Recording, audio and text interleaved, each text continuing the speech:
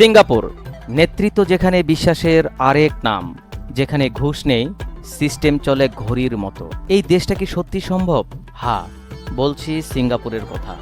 Singapore বিশ্বের অন্যতম দুর্নীতিমুক্ত রাষ্ট্র। চলুন জেনে নেই কিভাবে এটা সম্ভব হলো। ১.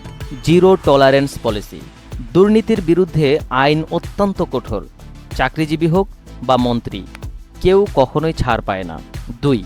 দক্ষ প্রশাসন। পাবলিক সার্ভিস কমিশন যোগ্যতা দেখে নিয়োগ দেয়, পারফরমেন্সেই পদোন্নতির মূল। ৩.